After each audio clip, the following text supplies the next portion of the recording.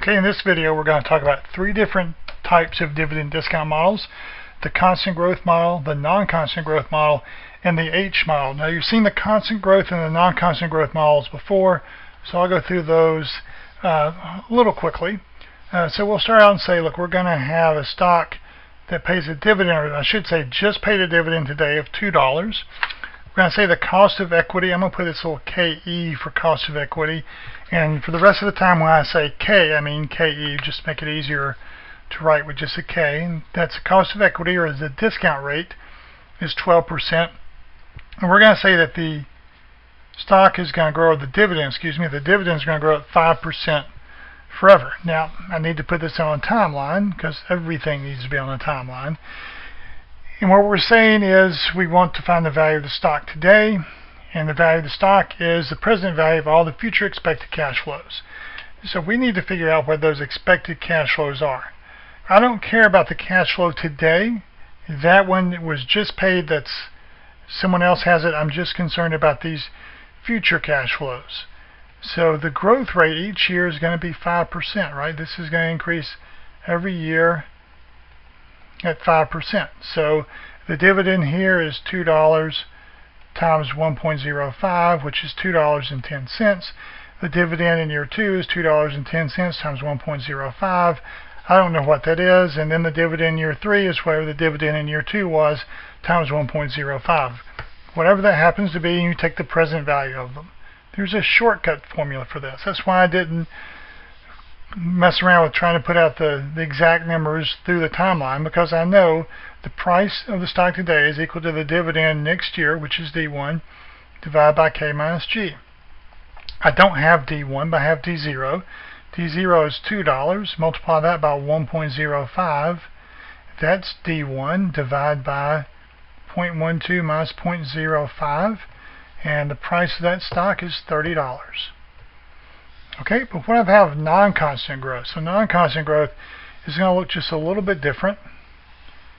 And the additional information I need is that the growth rate is going to be for the first 3 years, or however many years, in 3 in this example. So I say for the next 3 years, we're going to have a growth rate of 25%. And then we're going to say the long-term growth rate after that is 5%.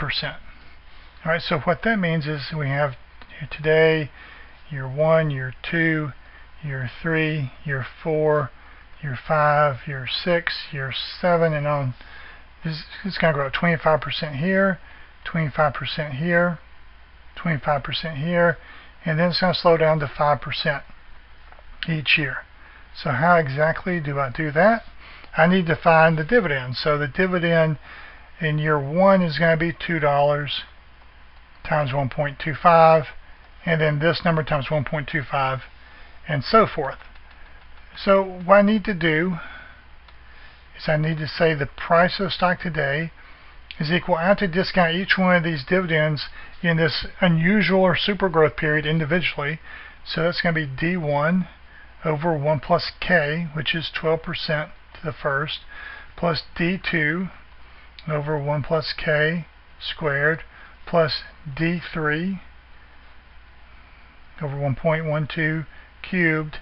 Now once we get to year 3, right here, the dividend slows down and becomes a constant growth dividend, constant growth. So we can use a different formula here. We can say, once again, I need to have the present value of all the future cash flows, in which case are all the future dividends. Those are the cash flows. Well, I've discounted dividend 1, 2, and 3.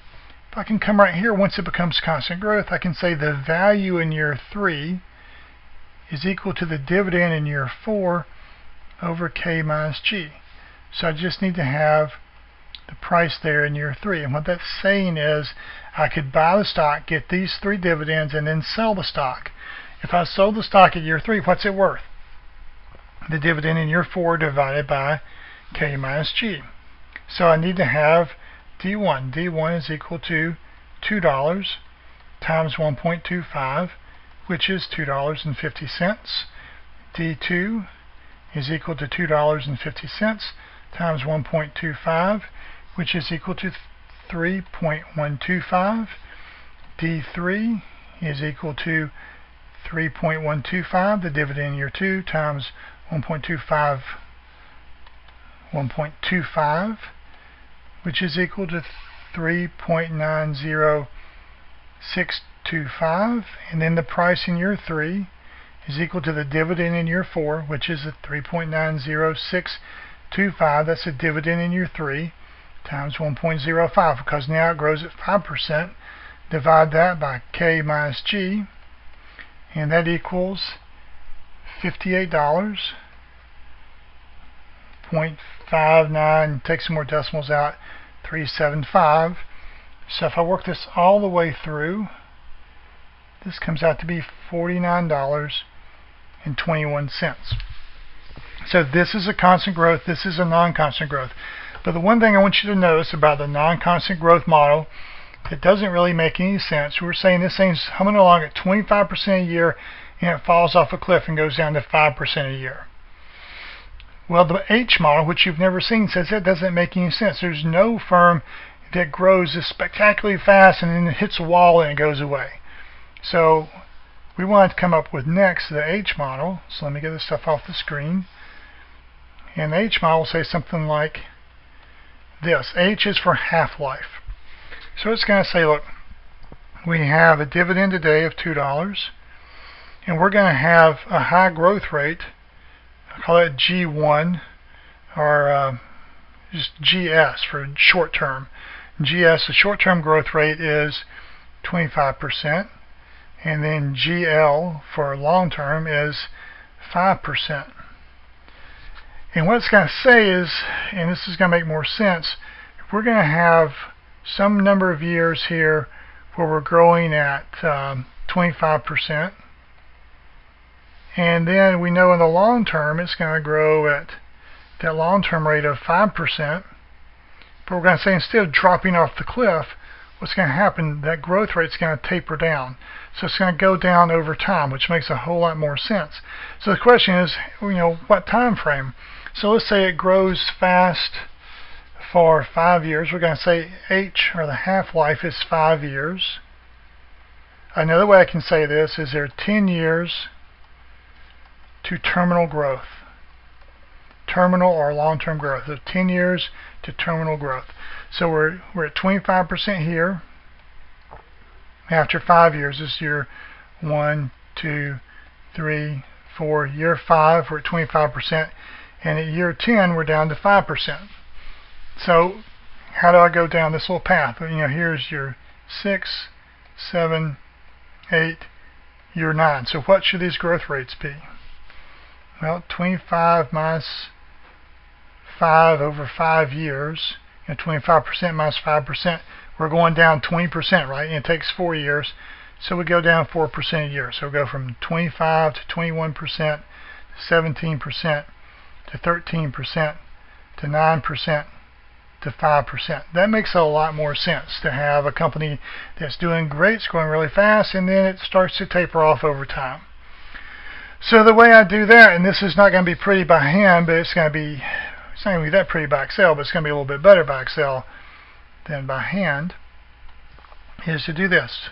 Here's your 0, 1, 2, 3, 4, 5, 6, 7, 8, 9, 10. The growth rate is going to be 25%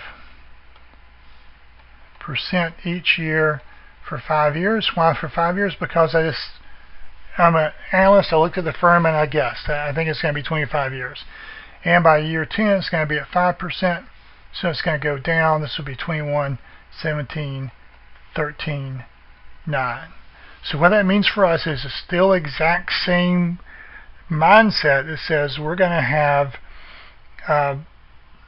we have to forecast the dividends because the value of the stock is still the present value of the future cash flows. I should say expected future cash flows.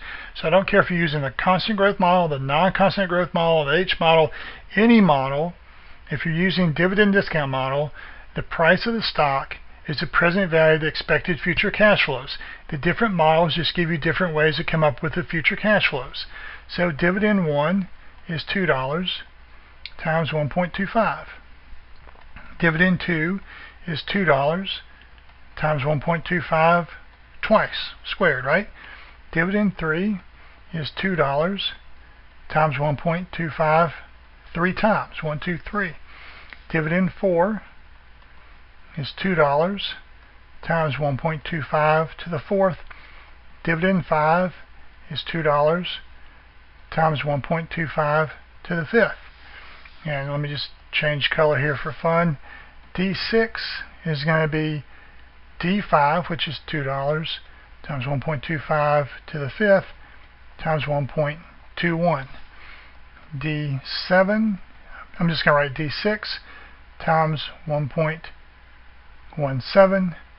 D8 is equal to D7 times 1.13. D9 is equal to D8 times 1.09. And D10 is equal to D9 times 1.05. And now we've gone to constant growth. So the price of the stock is D1 over 1.12 plus D2 over 1.12 squared. I'm not going to write all this out. Plus D10 plus P10 over 1.12 to the 10th. So you have, D3 over 1.12 cubed, D4 over to the 4th, all that. Same setup. And that is to the 10th right there. So it's the exact same setup, it's just coming up with the cash flows a different way.